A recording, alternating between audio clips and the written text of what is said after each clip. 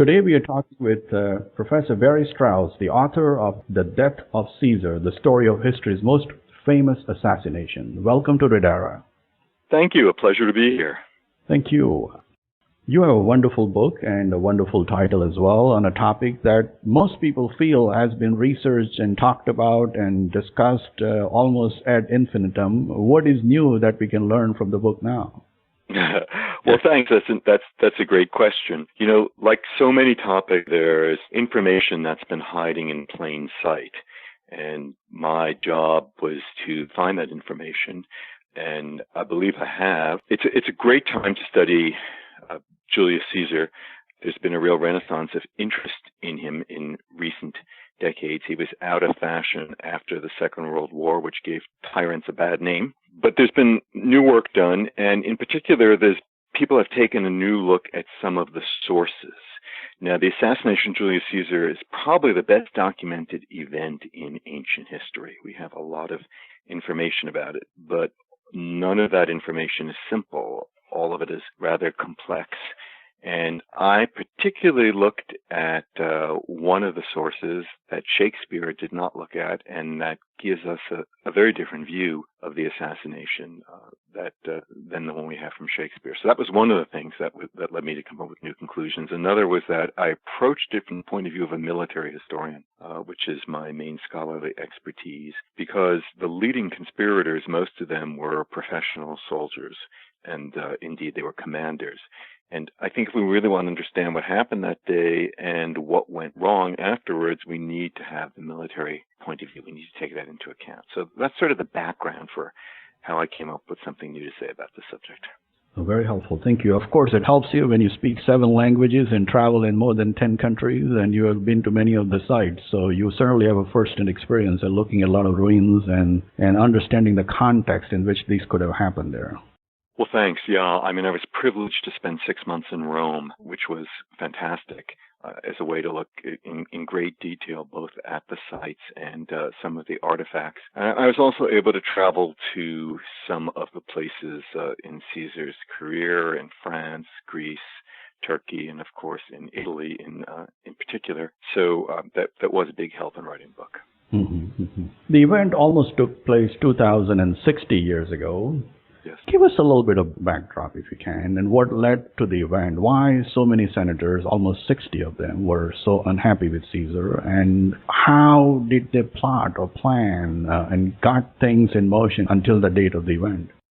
Right. Well, the assassination took part after a civil war. It took place at the end of a civil war in which Caesar had defeated the forces of the Roman Republic. Caesar was a rebellious general, and in principle, he should have lost because his enemies had greater resources, but he won. And this civil war took place in turn at the end of almost a century of civil strife and conflict and unrest in Rome, political unrest and often violence. The entire structure of the Republic was under debate. And I think the biggest question really was the relationship of the Republic to the Empire, both the dislocations caused in the lives of ordinary Roman citizens by the creation of the Empire and the military burden that it imposed, and also the question of the future status of the provincials. Rome had conquered something like 50 million people, and yet very few of them, even the elites, had any say whatsoever in the government. And that was really not a sustainable situation. The Romans had to figure out some way to bring the empire, or at least the imperial elites, into the government of the empire. They simply couldn't continue to run it as if it was a series of exploited territories run by a tiny, tiny elite in the city of Rome. And so those were really the big questions. And I suppose the third one was it possible to come up with a way of doing this? That is to say, bring justice to the poor and ordinary people of Italy who were hurting, bring justice to the provincials, but was it possible also to do all this and to maintain the liberty that was the hallmark of the Roman Republic? Was that all possible? Caesar offered a solution, but the solution, first of all, came through violence. He was highly opposed. And secondly, it was coming from the top down. he was very cautious not to call himself a king because he knew that was a dirty word in Rome. But he acted, in effect, like a king. And one of the last straws that led to the assassination was him taking the title of dictator in perpetuity, dictator for life. There had never been such a title in Rome, and many people said, well, what's the difference between that and a king? Doesn't it amount to the same thing?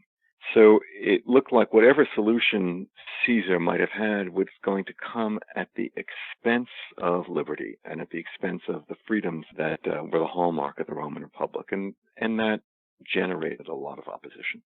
Mm-hmm. Why king was a dirty word with the Romans? Excellent question. Well, the Republic was nearly 500 years old at the time of Caesar's assassination. And it had been created in a society that had been governed by kings. The Republic represented a revolt against a monarchy that was considered to have grown tyrannical. And it replaced the monarchy with a system that balanced power between elites and the ordinary people. The elites held the highest offices in the Roman Republic, and they formed an advisory council of elders, the Senate. But the ordinary people still retained a degree of power which they exercised in elections. They chose these public officials, and so voting elections, but also in legislative elections in which they would approve laws. So the Republic was not a democracy in the full sense of the word, but it was a way of sharing power between the Roman people and its nobility and its leaders. And it was felt that whatever flaws it might have had, it was much more open to the public than the monarchy was. It allowed free debate, an unfettered debate of issues, and Roman politics was very, very vigorous. It was felt that the monarchy was it was not the kind of constitutional monarchy that we often see today, but rather a much more restrictive, much more authoritarian system. So the kings were looked back on as great no-nos, something the Republic did not want to allow to return. The people were very jealous of their freedoms. Exactly. Obviously, each country has its own, or republic has its own complexity of politics, and Romans had their own. And if you would explain how 60 managers came together, who led them, which we all know, and how did they all manage to keep it quiet and then not spill the beans before it happened? So how did the conspirators come together, and how did they manage to keep it quiet? Well, the answer is with great difficulty. Now, Caesar was a very controversial figure, and this was not the first conspiracy against him. In fact, there had been several before, but this was obviously the most important and the most effective. It began, the kernel of it in the beginning, to be honest, there's some question as to how it began. We don't have any eyewitnesses, but based on the best information we have, it began with two Roman nobles, Cassius and his brother-in-law, Marcus Brutus. Cassius was a military man primarily, but also a politician. Brutus was primarily a politician and a philosopher with very limited military experience. They had both fought against Caesar in the Civil War. They were leading Roman nobles, very prominent figures in Rome. They'd fought against him in the Civil War, but then when their side started losing, they had defected to Caesar, as often happened, and Caesar had forgiven his enemies. That was, in some sense, a very generous move on his part, because in an earlier civil war, the leaders of the losing side were killed and their property was confiscated. This was a lot more mild, but it was rather humiliating to people to have to be pardoned by a rebel. And once the war was over and they began to see the high-handed and dictatorial manner in which Caesar was behaving, they decided to conspire against him. Cassius was one with the idea. He's very eager to get Brutus on board because Brutus came from the oldest, most prestigious family in Rome. He claimed that his ancestor was Lucius Junius Brutus, the founder of the Roman Republic.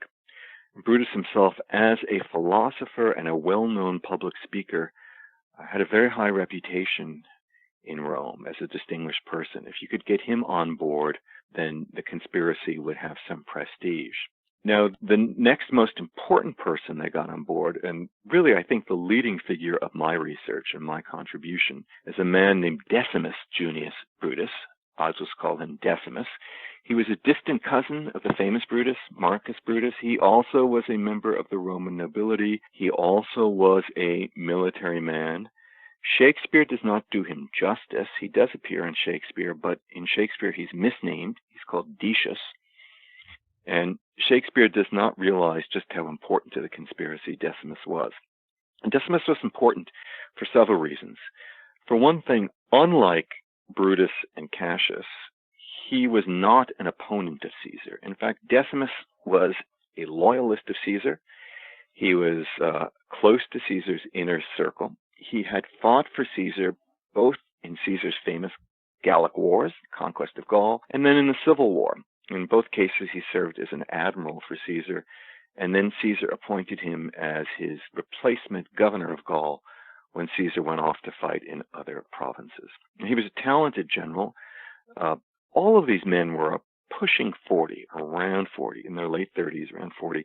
They're all very ambitious, and they all wanted more, and they all felt that Caesar was blocking their way to success, that Caesar was monopolizing political power in Rome. How old was Caesar at that time? Caesar was 55. They saw him blocking their way. So Decimus was important because he had access to Caesar. He was someone who Caesar trusted. In fact, the night before the assassination, Caesar went to a dinner party and he took Decimus with him. That's how close they were. Two other reasons why Decimus was important. One is that he owned a troop of gladiators. Now, gladiators doubled as security guards in this period. There was no police force in Rome, and wealthy elite individuals tried to have their own personal security forces, and Decimus had one. And these gladiators turned out to be very important in the protection they provided to conspirators in the days after the assassination. Third reason why Decimus was important was that Caesar had appointed him to be the governor of Italian Gaul, Cisalpine Gaul, the equivalent of what is today northern Italy, and he would have control of 2 legions, so close to 10,000 men, a significant number of troops, not very long march from the city of Rome. So he was a powerful and important person. His role in the conspiracy was very significant. As far as the other conspirators, they went after them one by one. They carefully discussed who to admit, who not to. They never met as a group. They met, in smaller groups. They had to maintain secrecy, but they understood that this was a very precarious situation and that they had only a limited window of opportunity before the news got out. I suspect that they did not form the conspiracy very long before the Ides of March, because I don't think they could have kept it secret very long. In fact, as we know from Shakespeare, and this is true, on the day of the attack, Caesar was handed information about the conspiracy. He simply didn't open it. He didn't have a chance to read it before he was killed. One thing going for the conspirators is that there were so many rumors of conspiracy, some of them true, some of them not, that Caesar tended to overlook them. He was skeptical of conspiracy information, and he might even have ignored this information. It's unclear. And there were many omens and portents that were there as well. Yes. There were omens and portents. It's hard for us to know what to do with them. As moderns, we tend to scoff at them. And Caesar was not a religious man, so I don't think he would have been influenced by them per se. But he understood that professional soothsayers and professional religious people were often plugged into networks of information.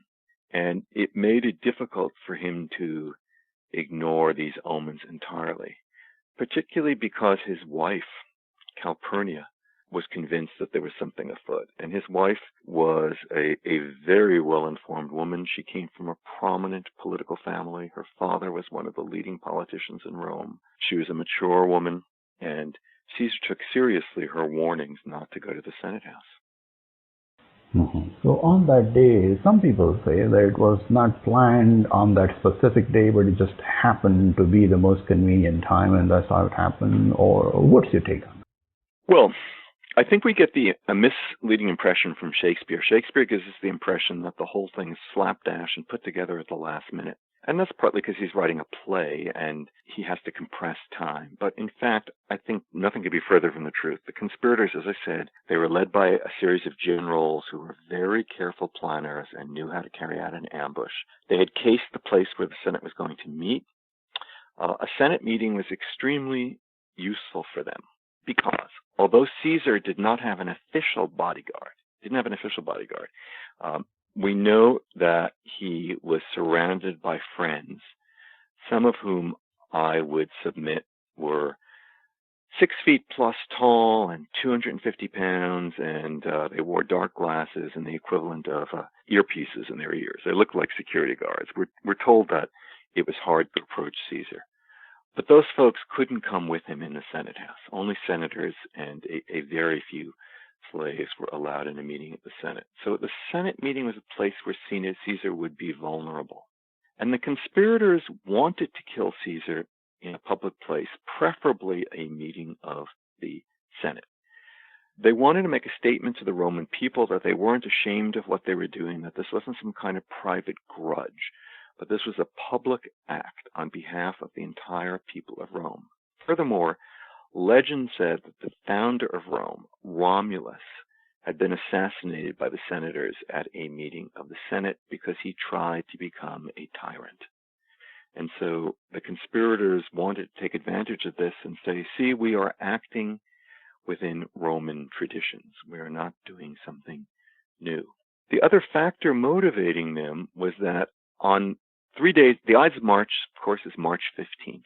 3 days later, on March 18th, Caesar was scheduled to leave Rome for 3 years. He was leading a great military expedition to the east to conquer Dacia, the equivalent of Romania, and to go to war against the Parthian Empire, an empire centered in what is today Iran, but that stretched to the borders of Syria, that covered what is today Iraq.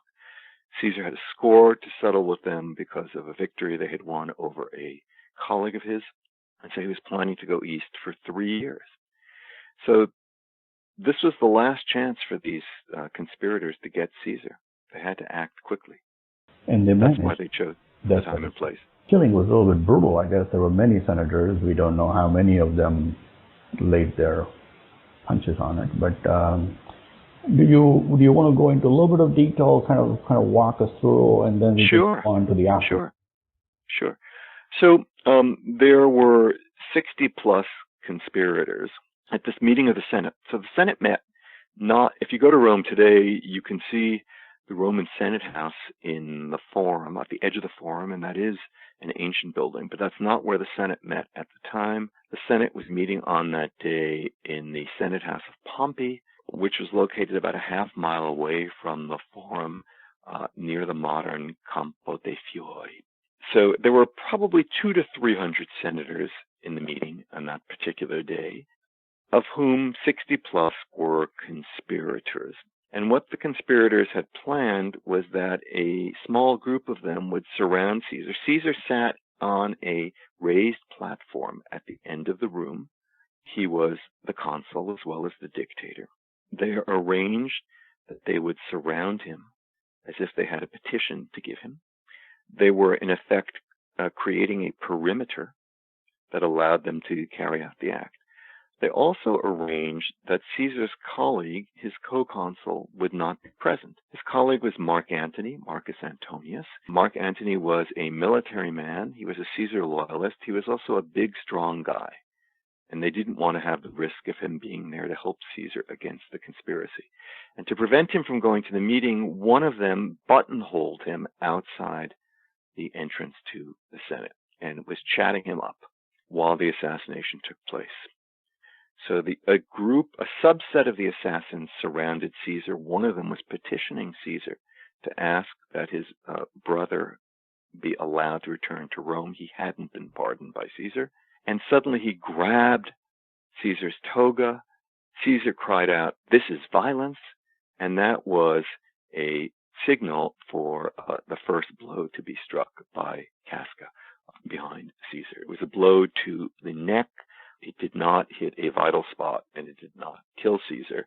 And now the other conspirators closed in for the kill.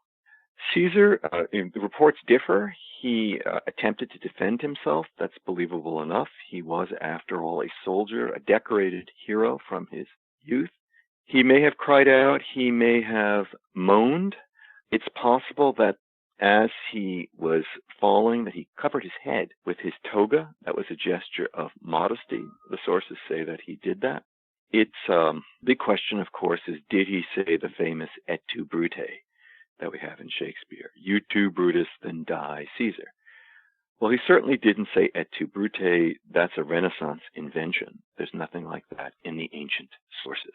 The ancient sources say that he only groaned and moaned. He didn't say anything out loud. However, they admit there was a rumor that he did say something. He said something in Greek rather than Latin, and that what he said was kai su teknon, you too, child. So some similarity to et tu, Brute, but not exactly the same. What does kai su teknon mean? What was the significance of it if he did say it, which he probably didn't? Well, one possibility is he might have been quoting a line of Greek drama, which went on to say, you too, child, shall suffer a fate similar to mine one day. Another possibility is that he was referring to a well-known practice of curse tablets. Greeks and Romans had a practice of trying to get a little help from the gods against their enemies, and they would bury a curse tablet. And on the curse tablet, they would typically say, kai su, may the same thing happen to you as depicted on this tablet. And there's a third theory. The third theory is the most delicious, but I think also the most improbable. It was well known in Rome that when Caesar was a young man, he had had an affair with Brutus's mother, a great and noble Roman lady named Servilia. And there was a rumor afoot that Brutus was Caesar's son, that Caesar was Brutus's natural father. Not impossible, not likely, because Caesar was 15 at the time Brutus was born, but certainly physically possible.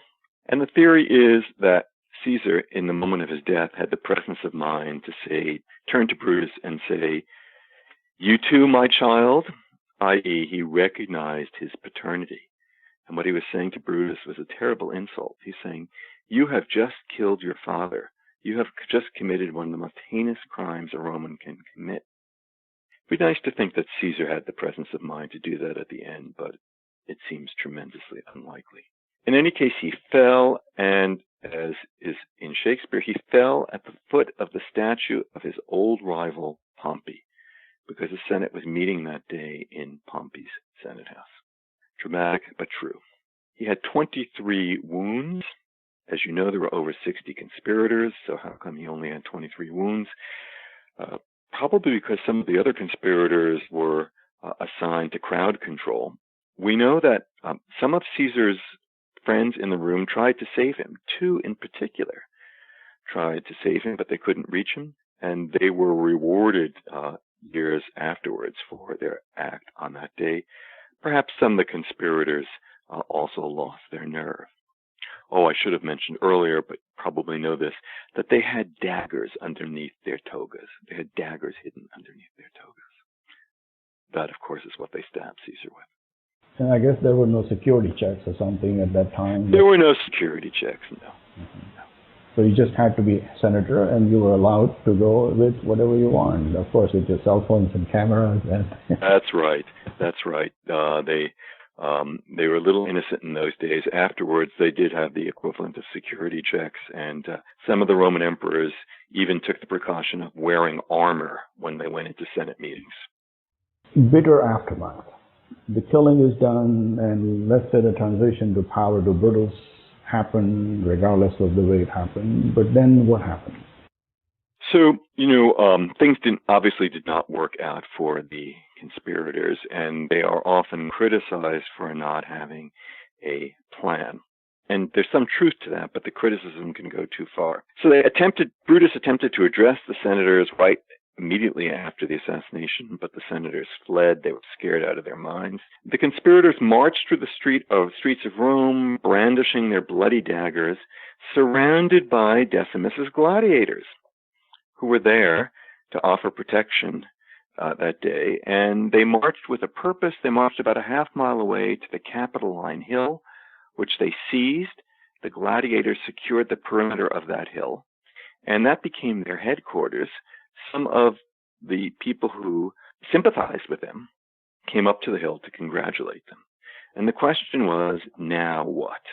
Caesar's loyalists also met. They met in Mark Antony's house, and they had a part of a legion, maybe about 1,000 men, who were camped out on an island in the Tiber River, also about a half mile away. They could have, if they were so minded, have fought their way up to the Capitoline Hill. They probably would have succeeded in taking it after bloodshed and gotten revenge on the conspirators. But they didn't want to do that because the question was, then what? Remember, Rome had just had a civil war that lasted 5 years, and it had been extremely bloody. And the one thing that nobody wanted to do, at least not at first, was to start a second civil war. They wanted to try to keep the cool, besides which Caesar had many enemies in Rome, and many people in Rome felt that Caesar had gone too far in his dictatorship. They feared that he wanted to become a king. And by the way, they despised him because of his girlfriend. His mistress at this period was none other than the Queen of Egypt, Cleopatra.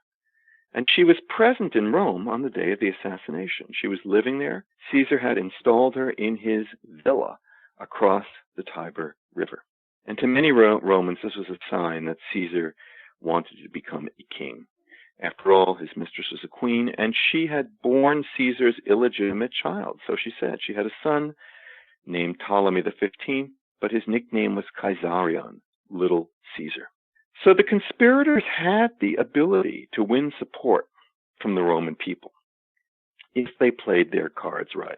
And unfortunately for them, they did not. Their fatal mistake was underestimating Caesar's veterans. Many of his former soldiers were in Rome. Many others came to Rome with the news of the assassination. They certainly would have liked to have avenged their fallen chief, but that was not their main goal. Their main goal was that Caesar had given them huge amounts of money, and he had promised them land. They wanted to be ensured that they could keep that money and they were going to get that land. And they listened eagerly to what the conspirators, particularly what Brutus had to say, because he spoke to the crowds from the foot of this hill, in the shadow of the hill. And what he said disappointed them. He said, "I'm not going to take anything away from you." They wanted more. They wanted a raise. They said, Caesar's dead. You're the new guy in town. We want you to give us something more. And that they declined to do. That was a fatal mistake on their part. Of course, readers of Shakespeare know that they agreed to let Caesar have a public funeral, and that Mark Antony hijacked that funeral, as it were. In Shakespeare, he gives the famous Friends, Romans, Countrymen speech. In reality, he never said those words, and what was important about it he did was less a speech than a show. He had Caesar's corpse on a platform at the edge of the forum, and he had a mock-up, a model of Caesar's body that was on a pulley and that turned and that showed all the wounds that Caesar had endured. And he whipped up the crowd into a frenzy, and perhaps with the aid of agent provocateur who had been planted in the crowd, he inspired a riot that took Caesar's body and burned it at the edge of the forum, and then went after the conspirators. They ended up killing an innocent man and blockading some of the conspirators in their homes. And that began to turn the tide against the conspirators. Also, Caesar's will showed that Caesar had wisely done what they hadn't. He gave the people of Rome a raise. He left money for every Roman citizen, and he donated his villa across the Tiber to become a new public park. Caesar was a shrewd politician. He knew that you always had to pay off your supporters. Brutus and Cassius were not so wise, and so they were forced to leave Rome, not right away, but within a month, and regroup. And as you know, what followed was what nobody wanted, but which nobody could avoid, a renewed civil war that ultimately went badly for the assassins and led to their deaths. And that civil war lasted how many years? Well, that civil war lasted on and off for 14 years. So the assassins were all dead within 2 years, a little more than 2 years, excuse me. They died in November of 42 BC. But the war continued because a new figure emerged on the scene. He wasn't present in Rome on the Ides of March, but he soon returned to Rome. And this was Caesar's grandnephew, a young man named Gaius Octavius, only 18 at the time. He was the grandson of Caesar's sister, and Caesar had designated him as his heir. Caesar had known the boy well. He had played some role in his upbringing, and young Octavius had traveled to Spain during the Civil War to be with Caesar. Caesar was very impressed by him. He was very smart and very shrewd and ambitious, and Caesar saw that he would go places. So he named him as his heir. And young Octavius, after Caesar's death, he inherited most of Caesar's fortune, and he also inherited Caesar's name. Caesar had adopted him posthumously, so he changed his name to Julius Caesar. We tend to refer to him in his early career as Octavian, and eventually he's the man who becomes Rome's first emperor, the Emperor Augustus. And Octavian is a very shrewd Machiavellian player in politics and war, and even though he's very young, he is the winner of the game of power that the Romans played, as I said, for 14 years after the assassination. He makes a series of alliances and betrayals. He's very good at double-crossing and manages to get himself supreme power in Rome, or to the point where he shares supreme power with 2 other men by the time he is 20, so pretty young. And he ultimately divides the empire between himself and Mark Antony. Antony inherits Cleopatra, Caesar's former mistress, who becomes Antony's lover, and the whole world knows the story of Antony and Cleopatra thanks to Shakespeare. But Octavian outfoxes them and outfights them and defeats them at sea in the Battle of Actium in Greece, September 2nd, 31 BC, and follows them back to their base in Egypt, where they commit suicide in 30 BC. And the former Gaius Octavius has now become the ruler of the Roman world, and he becomes Rome's first emperor, Augustus. So the story doesn't end well for the conspirators. They wanted to save the Republic, and they failed to do so. They're not able to prevent Rome from becoming a monarchy. In fact, in some ways, perhaps they hastened the coming of monarchy to Rome. But the one thing they did do is they made a point that the Roman nobility was not going to go down without a fight, and that it was not going to simply roll over and allow Caesar to become dictator for life without them saying so. It's not an accident that one of the results of the Ides of March is that the title dictator is abolished in Rome. It's never used again. And when Octavius becomes the king in effect of Rome, he doesn't dare call himself a king, nor does he call himself an emperor. He simply calls himself the first citizen, and he invents a new title, Augustus, which means something like prosperous, revered. And he creates a new political system that allows the Romans to keep something of the Republic. Not very much of it, but a little bit of it. It's not a tyranny. It's something of a constitutional monarchy, less of one than we'd have today, less of one than we'd like. But the conspirators did make their point that whoever ruled Rome would have to pay some respect to the traditions of the Republic, and that Augustus proceeds to do. Fascinating book, fascinating subject, obviously. The Death of Caesar, the story of history's most famous assassination. Why is the assassination the most famous? Why is it called most famous? What is it? Well, there I think Shakespeare. I think because of Shakespeare's play and the influence of the play and the fact that the play has retained such a fascination today and is such a symbol, I think that it's the most famous assassination, certainly in a large part of the world. No doubt there are parts of the world that haven't heard of it, but a very large part of the world it is very famous. It's also an assassination on behalf of freedom. The assassins believed that they were saving liberty and that Caesar was a dictator who was taking their liberty away. They were right to a degree. Of course, the truth was a little more complicated, but they certainly had a point. And I think that the heroism of it, the heroism of the cause, is something that that appeals to us.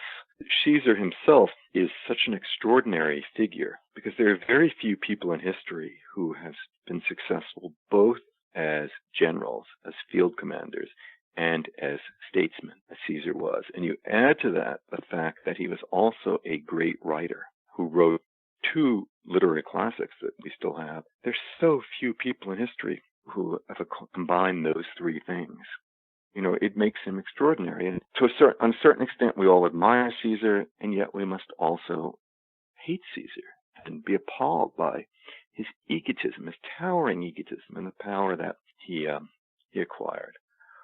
Also, the contrast between his astonishing power and the suddenness which is all taken away from him. The shock, I think, is something that never really fades. And the other reason it's so famous is that it is, in a sense, the end of the Roman Republic. It could be called the last day of the Roman Republic, day of the assassination. So many historical events hinge on this. One of those few events in history that just seems so central. Of course, everything we know about this event was the letters that were written to Cicero. Would you explain, because many people may have a question, how do we know about this event after 2060 years? That is based on what? Sure. So we have contemporary report in Cicero. Cicero was an eyewitness. Mm-hmm. He was there in the Senate House that day. He was not part of the conspiracy, though he sympathized with it, and he saw what happened, and he wrote about it briefly, shortly there afterwards. We also have letters between Cicero and some of the players, some of the conspirators, but also a few other Roman politicians in the months and 2 years or so after the assassination. So, less than 2 years, actually, a year and a half after the assassination. And so those give us information as well. We also have a coin. We have propaganda coins that were issued by the various players. In particular, the famous Ides of March coin, issued 2 years or so after the assassination, in which the assassins give out their version, the way they wanted the event to be remembered. But beyond that, we have 5 detailed ancient sources about the event and numerous other shorter sources of the event. One of them was written by a contemporary, a man named Nicholas of Damascus. He wasn't in Rome at the time, but he came to Rome later and spoke to people who were there that day. None of the others are written by contemporaries. They're written hundreds of years later, but they are based on contemporary reports. These reports, none of them was unbiased. Every report had an axe to grind. Nobody was there, as you said, with a cell phone. Nobody was videotaping it. So they're always based on eyewitness reports, which even with the best of will are going to be contradictory. But these reports are not written with the best of will. They're each written with an axe to grind. So the job of the historian is to try to unravel the truth, try to get back to the truth by reading between the lines. But we do have, this is really a large number of sources to talk about an event. So we have a variety of perspectives. And of course, we have the archaeological evidence as well of where these events took place. So much about the excellent book that you've written. Let's talk a little bit about the author. Who is Barry Strauss? What does he do? Where does he live? Where does he teach? What does it interest him? Well, I'm a historian, and I live in Ithaca, New York, which is a small town in upstate New York. It's often said, Ithaca is said to be centrally isolated because we're in the center of the state and we're far from any city you'd want to go, about 5 to 6 hours from any city. Actually, about 4.5 hours to New York City is the closest city. And I teach at Cornell University. I'm in the Department of History and the Department of Classics, and I teach ancient history, history of Greece and Rome, and I also teach military history. And I love living here. I'm an amateur rower. I'm a single sculler, and in the warm months, I get to row my boat on the lake and the inlet, as I did this morning. It's just a little piece of paradise to be able to do that. So that's me, and I have a big mouth. I love writing. I write a lot. I'm particularly interested in questions of leadership and trying to understand leaders in the past and get some sense of what motivated them, what kind of people they were. I'm really interested in the human element of history, and I think that's one of the hardest things for historians to reconstruct. Any question of psychology is always extremely difficult for a historian to answer, even when dealing with contemporary figures, let alone people in the past. One of the things I like to do as a historian is I like to visit the places I'm writing about, and I like to bring as much as possible the material evidence into play. So for the case of Caesar's assassination, I really wanted to see where it happened and how it might have gone down, what the practicalities would have been. I looked at questions such as, well, what was a Roman dagger like? And how good was a Roman dagger at stabbing someone to death? And what was it like to take a dagger and stab it through a woolen toga? What would that have been like? How many leaves would have been on the trees on March 15th, 44 BC? Where was the sun at that time of day? What were the last sights Caesar saw as he went into the Senate House? Those sort of questions are among the ones I like to look at. Thank you. Would you be able to discuss any other projects that you are working on? Sure. Or books that may be in the offing? Yeah, right now I'm writing a book about Roman emperors, a selection of Roman emperors, and particularly interested in people who were transformational leaders, who had to deal with change and had to cope with change. I'm looking at the question of how Roman emperors did cope with change and how successful or unsuccessful they were, what lessons we might draw from the experience, what stories they might tell. And as with Caesar, I am interested in them as human beings. Quite challenging to try to get to that because each of these emperors was highly conscious of his public image, and so they tried to promote an image and tell a story about themselves, which is, I hardly need say, was not necessarily true. So it involves a fair amount of detective work and debunking on my part to try to figure out what these folks were really like. I'm also interested in the love interests in their lives. They usually were women, though in some cases they were men, and trying to see what role they played as well in governing Rome, because the Romans always thought that politics had a familial dimension. Family was immensely important for the Romans. And in more cases that we might suspect, Roman leadership was a husband and wife, or mother-son, or father-daughter team. And that's one of the things I'm looking at as well. Fascinating. We have been talking with Barry Strauss, the author of Death of Caesar. Thank you very much. Thank you for your time and comments. You're welcome. And You're welcome. My pleasure. Thank you. Please keep us in mind when you do have another book. I will. I'd love to. Thanks. Thanks for asking such great questions. You're welcome. Thank you.